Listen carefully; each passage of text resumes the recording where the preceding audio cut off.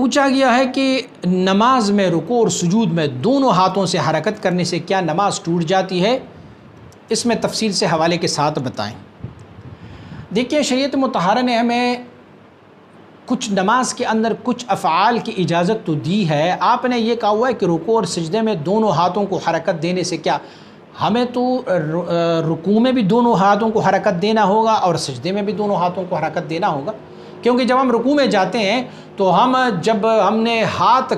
باندھے ہوئے ہیں تو جب رکوع میں جاتے ہیں ضرور ہے کہ ہم اپنے ہاتھوں کو چھوڑ کے اپنے گھٹنوں کو پکڑ لیں، اور جب سجدے میں جاتے ہیں تو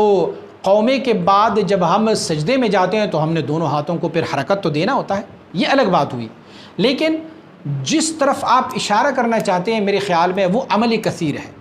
عمل کثیر فقہاء نے، جو ہمارے فقہ کی جتنی بھی کتابیں ہیں آپ اسے پڑھ سکتے ہیں، ہماری البحر الرائق ہے، رد المختار ہے، در المختار ہے، فتاوی عالمگیری ہے، فتاوی شامی ہے، اسی طرح سرخسی کی مبسوط ہے، ہمارے ہدایہ ہے، ہمارے شرح الوقایہ ہے، ہمارے نور الوضاء ہے، اس میں عمل کثیر کے بحث کو آپ اٹھائیں گے تو عمل کثیر میں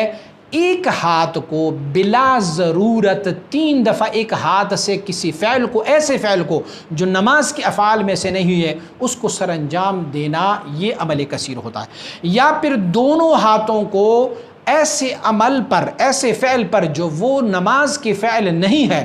اور دونوں ہاتھوں سے بار بار اس عمل کو بلا ضرورت کی جائے تو یہ مفسد نماز ہے۔ حوالے کے لیے میں نے آپ کو کتابوں کا نام دیے ہوئے ہیں، آپ اس میں سے حوالے دیکھ لیں، تو اس کو کہتے ہیں عمل کثیر۔ لیکن آپ نے سوال جس کانسیپٹ میں کیا ہوا ہے اس میں تو ہم نے دونوں ہاتھوں کو ویسے بھی حرکت دینا ہے، کیونکہ رکوع میں جاتے ہوئے بھی دونوں ہاتھوں کو حرکت دینا ہے اور سجدے میں جاتے ہوئے بھی دونوں ہاتھوں کو حرکت دینا ہے۔ رکوع اور سجدے میں نے عرض کیا کہ وہ اعمال جو نماز کی نہیں ہو،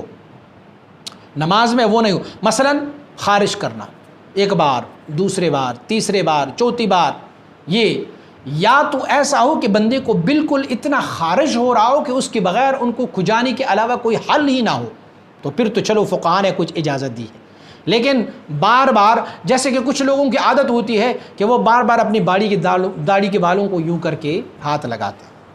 تو یہ بلا ضرورت ہے۔ یا کچھ لوگوں کا یہ ہے کہ وہ جب رکوع سے اٹھ جاتے ہیں یا سجدے سے رکعت کے لیے اٹھ جاتے ہیں تو وہ دونوں ہاتھوں سے اپنی پیچھے والے دامن کو سیدھا کر لیتے ہیں۔ یا کچھ لوگوں کی یہ عادت ہوتی ہے جب وہ سجدے میں جاتے ہیں تو وہ اپنی شلوار کو اٹھاتے ہیں یوں کر کے۔ تو یہ سارے جو ہے یہ عمل کثیر میں سے ہیں، اور اس سے پھر نماز کی فاسد ہونے کا خطرہ ہے، بلکہ اس سے نماز فاسد ہو جاتا ہے۔ حوالوں کے لیے میں نے آپ کو کتابوں کا نام دیے ہیں، اس میں آپ مزید تفصیل سے پڑھ سکتے ہیں۔ مزید ویڈیوز کے لیے ہمارے اس YouTube چینل کو سبسکرائب کریں اور بیل آئیکن پر کلک کریں۔ جزاک اللہ۔